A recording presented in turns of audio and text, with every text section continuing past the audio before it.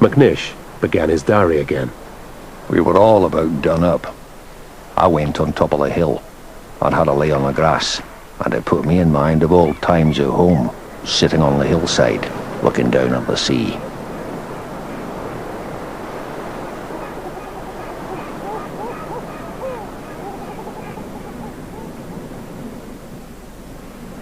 Suddenly, home, rescue, seemed possible. There was only one snag. The whaling stations lay on the far side of the island. Neither boat nor crew were fit for another sea journey. They would have to cross the island on foot. It was a terrible setback. I think that most men, under those circumstances, without Shackleton's leadership, they might have collapsed morally there, and therefore not survived. He took it all in a very matter-of-fact way. He gave the impression that everything would be all right in the end. Their single map showed only the island's coastline. Whalers considered the interior impenetrable. They knew only that their way was barred by steep mountain ranges, which Hurley had photographed on the way south. This entanglement of peaks and glaciers had never been crossed. For half a year, Shackleton and his companions had existed on a diet of blubber and penguin. Their feet were frostbitten. They barely survived 17 days at sea. Using screws from the Caird, McNish improvised crampons. The night temperatures would harden the snow, making it easier to cross. But there could be no stopping, or the cold would claim them. Shackleton decided to take Crean and Worsley, leaving behind the other 3 men, who were too weak. Their goal lay more than 20 miles away, across unknown mountains. They were in a race for their companions' lives.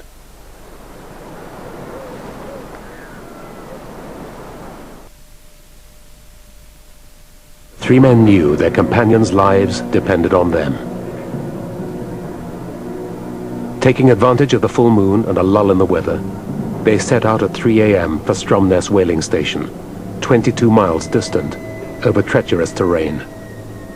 Beneath the deceptive blanketing of snow lay ice fields pitted with crevasses. One misstep could end their march.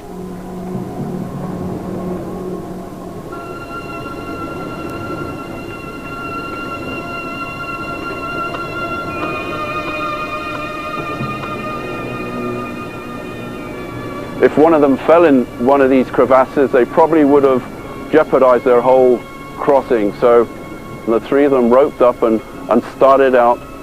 These crevasses would be something like this, 50 feet deep, taking the line across, using your ice axe to get a good firm hold in there, and then step right in.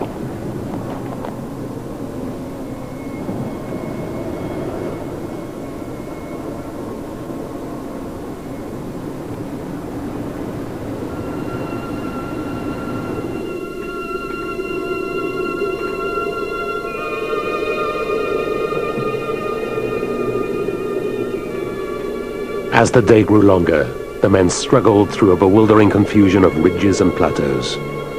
Time after time they would ascend the summit, only to find the precipice on the other side. The ordeal took its toll even on Shackleton. We were now feeling the strain of the unaccustomed marching. We had done little walking since January, and our muscles were out of tune.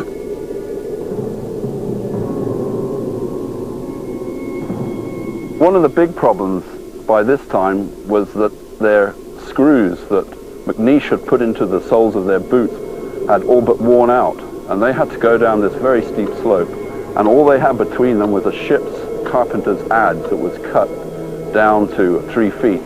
They get a little bit of an edge in there, foot on there, and then a foot in there, And these were tired men. They didn't want to mess around doing that, but it was the only way down.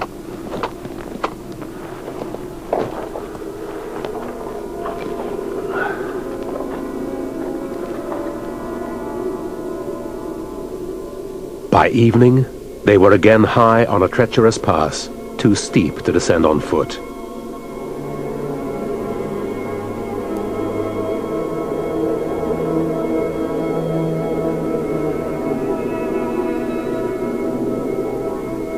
It was of the utmost importance for us to get down into the next valley before dark.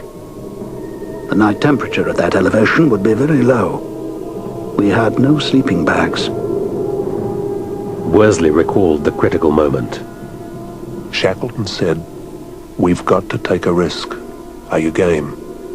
We'll slide." Coiling their rope into a pad, they sat down. Then pushed off into the encroaching darkness, not knowing what rocks or razor-sharp ice lay in their path. We seemed to shoot into space. Quite suddenly I felt a glow and knew that I was grinning. We finished up at the bottom, in a bank of snow. We picked ourselves up and solemnly shook hands all round.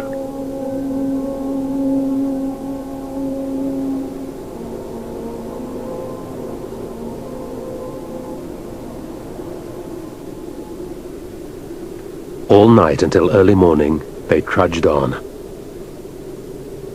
At 5 a.m. we were at the foot of the rocky spurs of the range. And wind that blew down from the heights was chilling us. We were tired. I thought we might be able to keep warm and have a rest. Within minutes, my two companions were asleep.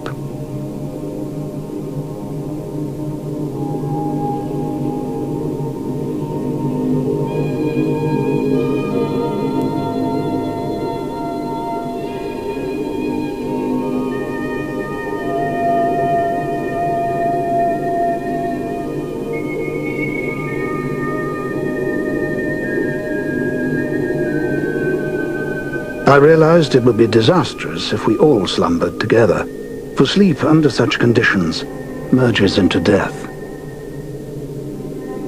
After 5 minutes, I shook them into consciousness again, told them they'd slept for half an hour, and gave the word for a fresh start.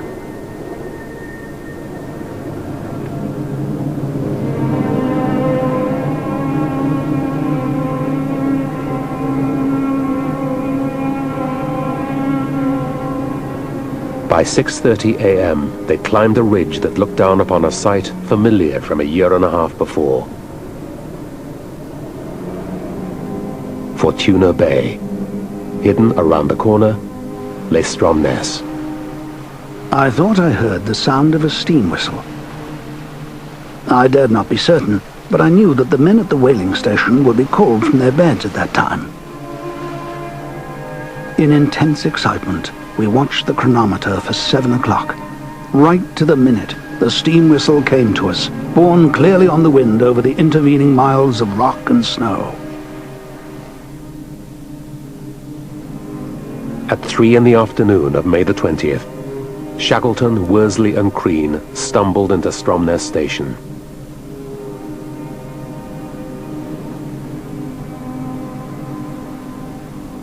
They'd been on the move for 36 hours. They knocked on the door of the house of Toralf Sørle, whom they'd met on their way south.